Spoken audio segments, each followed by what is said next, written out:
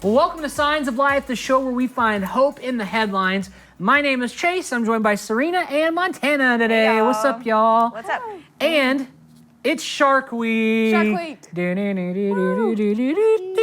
So we got our shark slushies from Sonic. Hashtag brought to you There's by little Sonic. shark gummies inside. And there are shark so gummies yummy. inside and real strawberry pieces on top, so it actually looks like blood. It's very cool. This is how we Sonic. This is how we... If you haven't gotten one, you need to Shark grab one. They're very delicious. Yes. Anyway, it's Shark Week on the Discovery Channel. There we go, Discovery Channel, which is basically a week-long fest of shark videos. And the Slow motion shark basically videos. slow motion sharks jumping out of water, biting things. It's pretty amazing. And terrifying.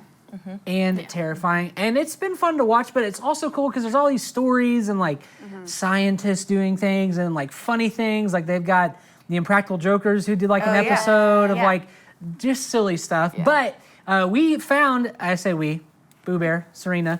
Hello.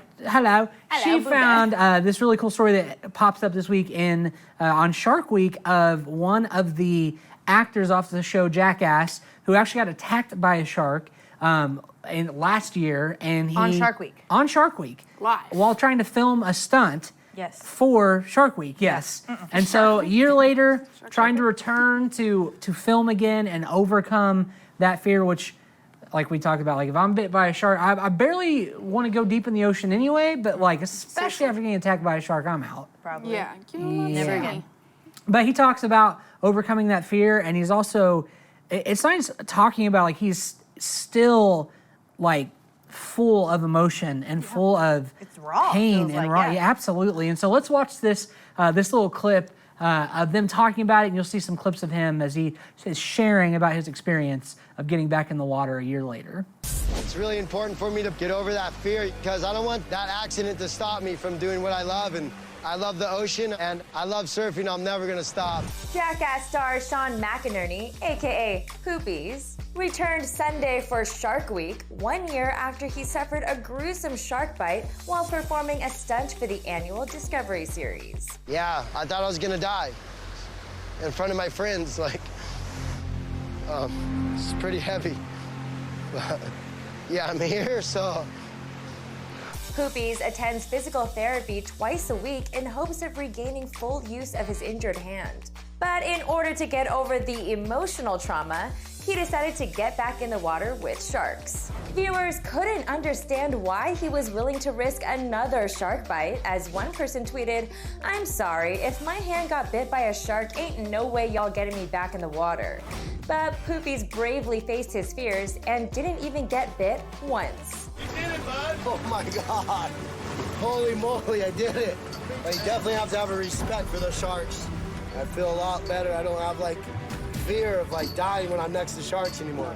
Viewers tweeted out their appreciation for the stuntman's bravery. And even though it was scary, now he can return to enjoying the ocean again. It was definitely nerve-wracking down there. I was definitely a little scared. I had to hang on to the boys a couple times. You conquered your fear of sharks? Yeah, I did. Now I can go surf and water ski big waves.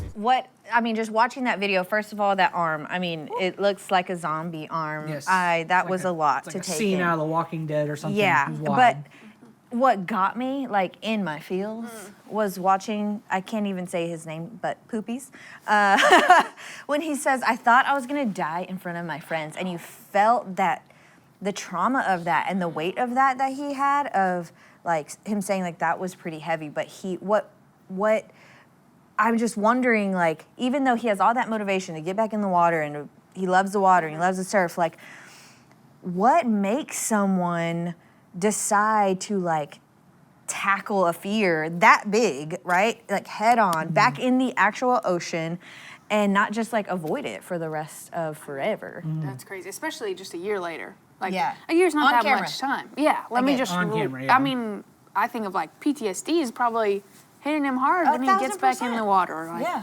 is this gonna happen again? I don't know how he did it. I don't have an answer to that. That No, sounds. I think it's fascinating. So when I see that and I see his courage and the bravery it took to really expose himself to the actual environment all over again in real life, in front of his friends again, in front of the cameras again. I mean, that just really stood out to me because I think it takes, I don't know, not just courage, but like something much bigger to go out and say like, no, but I don't want to give this up, so I'm going to do the hardest thing to not let this fear control my life. And I think, like you said, courage. I also think love. Like if you love something, whether for him it's surfing, it's loving you. And at the end of the day, this is a job. Like he's getting paid to do this, you know. And so like loving this job and getting to do the fun things he gets to do, like to me that idea of like love conquering fear, like and perfect love, like a genuine, true, pure love that can conquer any fear, like that to me is what really pushes us out of that place of being fearful, being scared, being Avoidant? being nervous. Yeah, avoidant, exactly. And so I do, like I think, you know, and we may minimize, oh, it's surfing, like you don't have to go back in the ocean. Sure, you don't have to, but if you really love that, like take your thing, take whatever your thing is, you're listening, you're watching right now, like the thing you love, and something bad happens. I mean, that can happen anywhere. Like, you like to go running. That's how you de-stress, you know? And you go running and do that, and then you get hit by a car.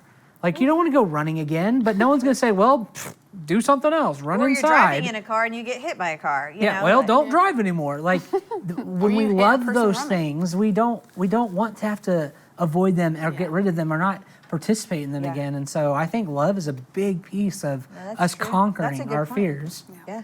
I mean, but what if he didn't do that? And I think all of us have that thing, like you said, fill in the blank, like pick your thing of like, if we avoid our fears, because I'm sure all of us have avoided things in our life because of something terrible happening, or we hear of something terrible that could happen. Doesn't it seem like much safer though to like not do that thing? Yeah. You know, like it's much safer to not get back in the ocean. Right. It's much safer to, I don't know, not get in a car. But why do we take these risks? You say love. Do you agree with that? Yeah, I mean, I agree with that, but I think that this is just such a rare case. Sure. That a lot of people don't ever face, especially a fear like this is pretty avoidable. Like he really could go the rest of his life without getting in the water that deep or the same water or go on the same Shark Week show. Right, like, that's pretty easy to avoid. Yeah. But he didn't. And I don't know. I'm like, I don't know if I could do that. I think that if I got bit by a shark, you will not catch me in the ocean. Because like I there's this word, it's a big word, but it's called catastrophizing. And it's a word we use that is really rooted in anxiety, unhelpful anxiety. We've talked a lot on the show on helpful and unhelpful anxiety, but unhelpful anxiety sounds a lot like catastrophizing. It's this distorted view of taking something, a worry, maybe a really valid worry, and imagining it to be the worst case scenario, right? And so because we have this worst case scenario going on in our head, then we avoid that thing. Right? And so we could catastrophize, and it's one of the most common types of thought errors or distortions, but we could catastrophize, and that's where that unhelpful anxiety comes in, and even unhelpful fear that keeps us from actually overcoming fear. Yeah. You know, overcoming that thing, overcoming that worry because we've imagined it to be this worst case scenario. For him, the worst case scenario actually did happen though. Yeah. He did get bit by a shark. Yeah. Right? And so it's like, man, well, what happens when my worst case scenario actually I'm living it? Like it's my reality now, you know? And I think the truth is the fact is, it's like, I think it comes back to safety. So like if you're doing something that could cause you to safety is probably not the right word to start with. Risk. Like when you do something risky, so like surfing, going into deep water, you know, doing this little stunt with sharks, like there's a risk there. And I think that if we avoid risk, then we can avoid accidents, sure, but then we can also avoid like things that give us life and avoid things that bring excitement and bring joy and bring good positive change sometimes. And so then what happens then is you want to avoid those risks in the future, because you want to stay safe. And you don't want to live in fear. You don't want to experience that fear when it comes to that. And this isn't just like surfing, because we're all like, well, I'm not going to surf. Exactly, that's what I was going to say. Like, for you as a mom, like, don't have a child. Like, there's so much risk in that. There's health risk. There's risk, emotional risk. There's all these things that come with choosing to have a child. But if you avoided that risk, if we avoided that risk, like, we wouldn't have the Daisies and Lucy's and Noah. Like, we wouldn't have those experiences we talk that about are so much fun. Being a mom, being in a relationship. This relationship went poorly and it was awful. So then do I just write off my future, of ever being in a relationship again? Yeah. Do we, it would be safer not to. It would be safer to take care of myself, sure. But what you miss out on if you allow those past experiences, whether they're really hurtful experiences or they just were experiences that ended, if you allow those to, I guess the fear define of that your future? To define your future, to outweigh the potential of what could be, then you will live in fear, but you also will not experience, like, you'll live in fear, you won't experience what could be, but you'll be safe. And the question is, do you want to be safe? Yeah, okay, I hear what you're saying, but I do also think, how are you supposed to change someone's mind that might think that? Because I'm just imagining, hypothetically, there's a person out there, that, whatever, never mind, I'm not gonna go there. There's a person. There's a person.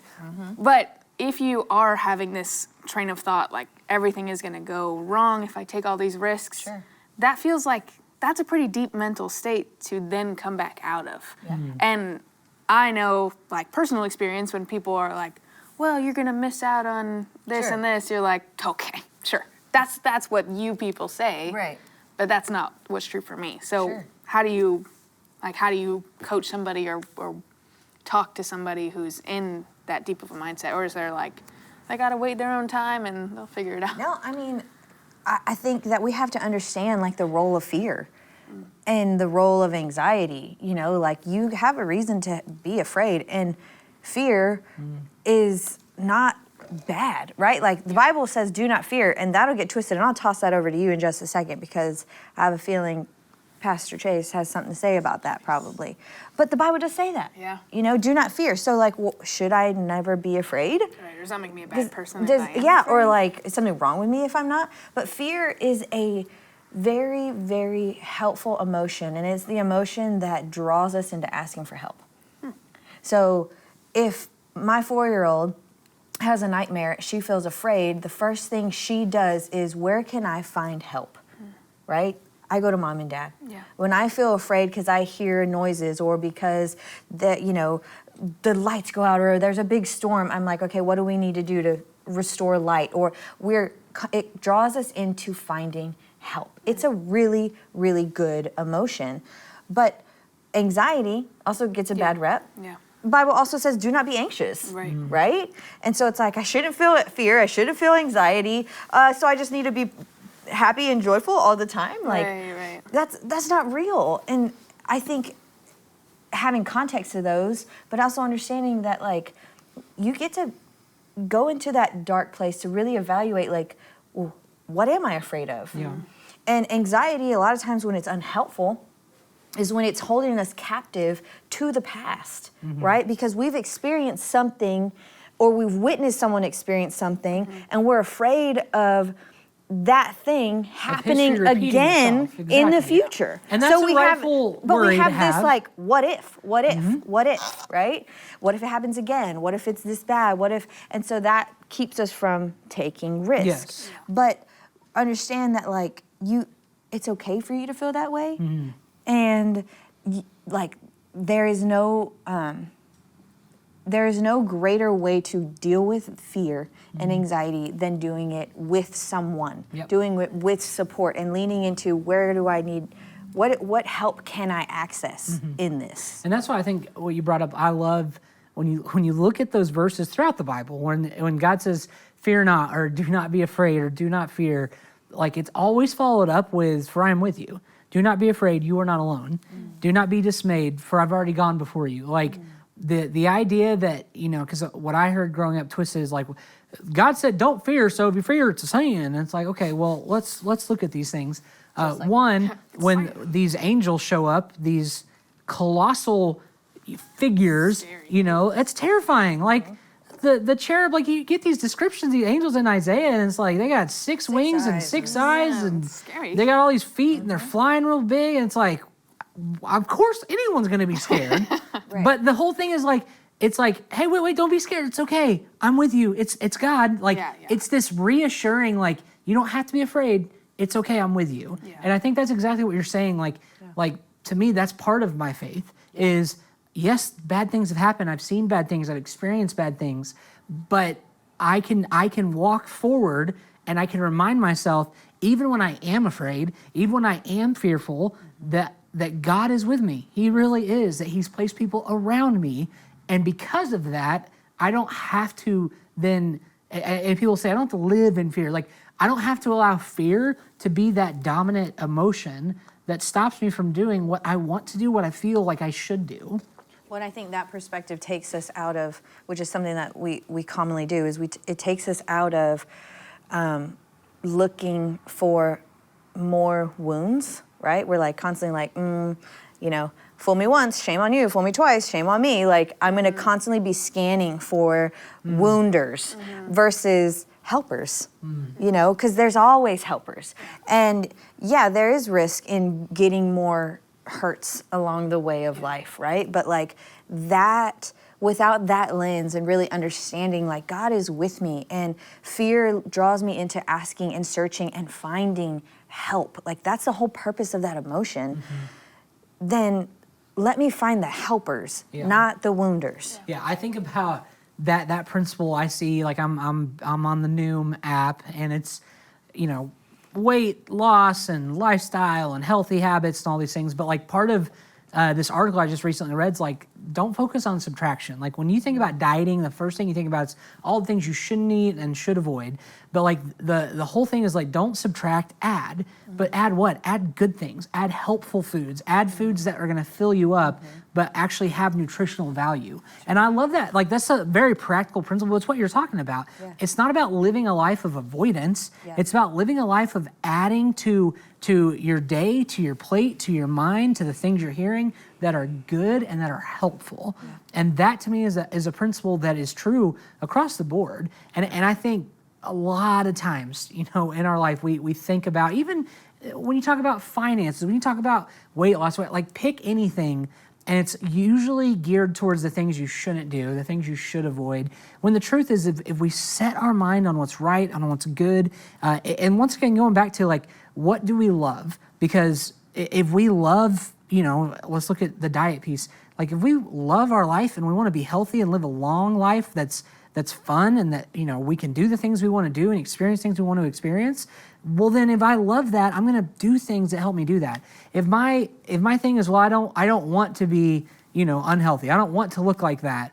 Like that's okay, but that's not a great motivation. Sure. And in this same way, like you're saying, like, do we want to go around life saying, oh, I don't want to get hurt. I don't want to do something that may remind me of my past. Like maybe a little, but how about like, I want to experience life. I want to enjoy my life, and I want to be able to conquer the things. So you're saying like a mind shift. Exactly. Because realistically, I think a lot of us live in this, I don't want to get hurt again. Yeah.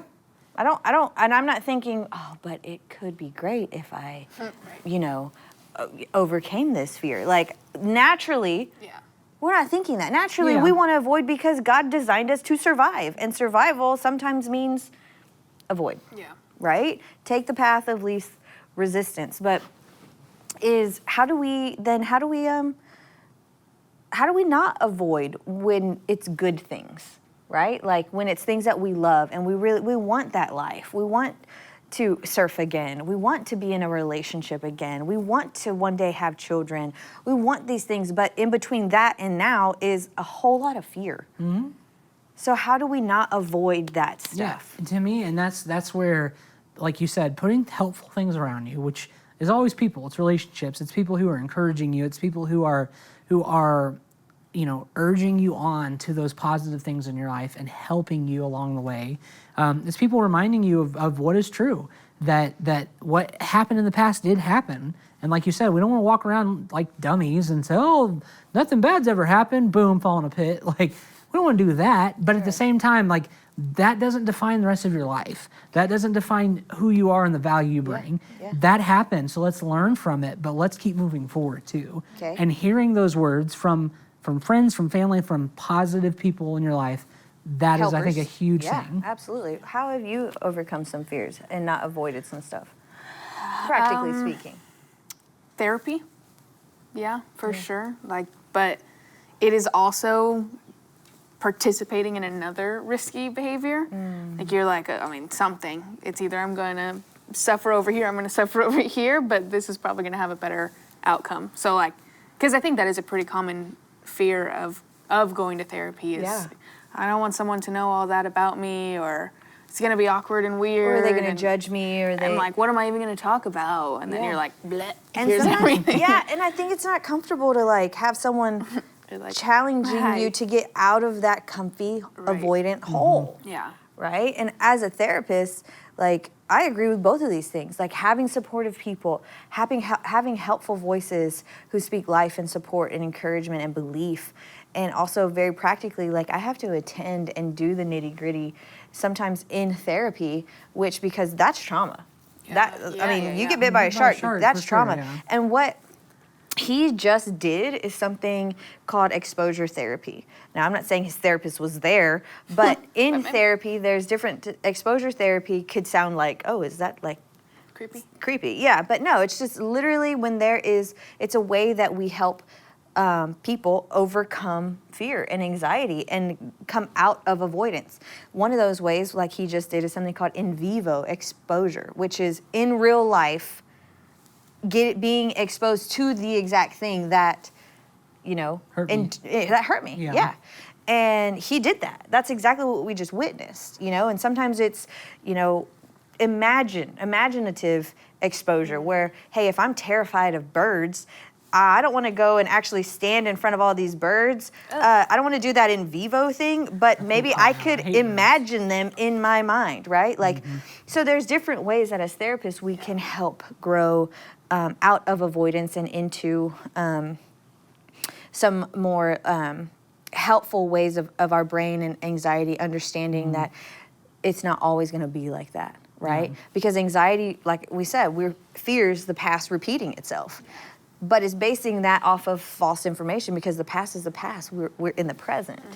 And we have to give anxiety new information and new data. And we do that gently and softly and, very compassionately. And it really helps to give that anxiety. It's like a muscle. You strengthen it, and it says, okay, that wasn't as bad as I thought it was going to be. And then we do something else that's a little bit more intensive or scary. Anxiety inducing. And then we get new information in that, and then we can say, but remember what I did last time? And then I say, okay, I can do this. And then we keep growing. Think of it like a ladder, right? So he started with a little goldfish in his hand. Yeah, probably. He had to have absolutely done some kind of work to be able to put himself back in that exact experience and overcome that. That doesn't just happen overnight, you know? So I think looking for those helpful ways, sometimes it's by having a therapist, sometimes it's supportive people, and it should be sometimes both. That's good.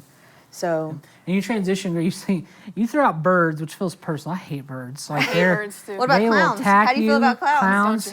Well, that leads us into our this or that for this week, okay? So if you could build your own Shark Week, but not sharks, because that's already taken. And it's around an animal, not sharks. And it's a week of programming, but it's what you're scared of. What would it be and why? Definitely an octopus. Octopus Week. Octopus Week. Have you ever actually seen an octopus? No. They look like aliens in the water. In the water. And I'm just saying that if I was ever in the water. Like squids? No, I'm talking like a octopus. Okay. With 8 things. Tentacles. And With little sucky things. Yeah, and if I was just, imagine scuba diving and you see this octopus and like it sticks to your head. I'm dead. I'm just. You're dead? Off me. Like, I can't. No, I'm done. Take the air out. Wow, okay. I don't ever want to be in the water with an actual octopus by me. Because they're so terrifying. Big and scary. Yeah, I just imagine it just engulfing me with all of its tentacles and never letting me go, and then there I go. And there I go. Montana? Interesting. It's basic, but spiders. Wow, you're so I basic. guess, yeah, I know. What would you do that week? Why spiders? Because they're horrifying and ugly. Also, 8. Maybe something. Oh, wow. Yeah, We have a thing. That's deep. There's a fear of 8. A fear of I'm sure 8. that's a thing. I'm sure it's an 8. Sure, that's an 8. That's what I just said. It I'm sure will that's a thing. eat you. But Okay, one time, I have a because story. 7, 8, 9. You know. I had a story. There's a black widow. I was in this camp thing, and there's a black widow, and it was, I didn't know it. Pregnant. Pregnant! No. It was pregnant. We had it in a jar. Because we were like, wanted to look at it, and then they're like, that's a black widow. That's a pregnant black widow. And it had this like nest on its back. And it hatched. And we In the jar? And we threw the jar into the lake. Oh my God. We panicked. That's a true story. That's, That would be drowned? on Spider Week. that would be on Drowned Spider Week. spiders? And baby Well, you spiders, yes. suffocated them. Absolutely. Yeah, it didn't Yeah. drown them actually. That's at a true story. I'm sorry, Lord. Oh my gosh. Confession. all. How are you? What about you, birds? No, I was actually gonna say spiders as well. I got bit by a spider on my leg when I was a kid, and it got this literally like that big. The bite? And, like bruised with the purple in the middle, and I had to go to the ER in the middle of the night, No and they way. literally squeezed all this pus That's a out, lot. and it was absolutely, This is disgusting. it was awful. Well, I think Spider But Week Spider Week's terrible. But birds like Bird Week. we've had those But, little like, birds, little penguins? cardinals in the backyard, and they're cute. But like crows, vultures, Say that one more time. crows, vultures. Those things are disgusting. And Huge. I remember when I was in middle school, family vacation, we go to the beach, right? So we're like in the little, it's like the whole condo complex thing, and you have to like walk across this sand, and you hit this wall, and then you hit like the actual like sand beach water. Sure. But there was these two big umbrella trees, and I guess these birds maybe had nested in them. Everyone, not just me, everyone, as you walk across that first little, 30 feet of sand, these birds would just fly back and forth, and they would peck you way. on the I head. think we should take you back to there. You can experience No. some in vivo exposure. No, because listen, I had a straw hat, like my Kenny Chesney hat, and they pecked holes through my hat. I was bleeding. They literally attacked you as baby, you went why to the am I beach. just hearing I've this? told you this. I've told you this. We need I don't to like relive birds. this. I've We're going told to you. take you back. I don't like birds. And this stems from a time. Stems from a time when I was 2. How do you remember There's that?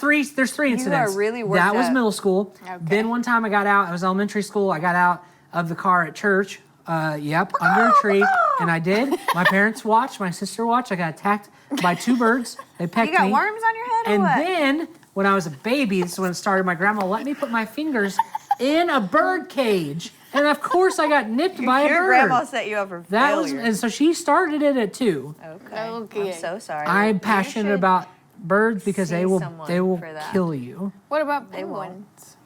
Penguins, no, those aren't real birds. Those are land birds. They don't fly. Okay. So like chickens, turkeys, whatever. Chickens are flying birds that can hit you from the top. You better watch out. Flying Bird Week. Watch out. Bird week. Flying bird week. Octopus Week. Octopus week. Spiders week. Spider. There Anyway, you go. hope you enjoyed our episode. Yeah, thanks for joining us for Signs of Life.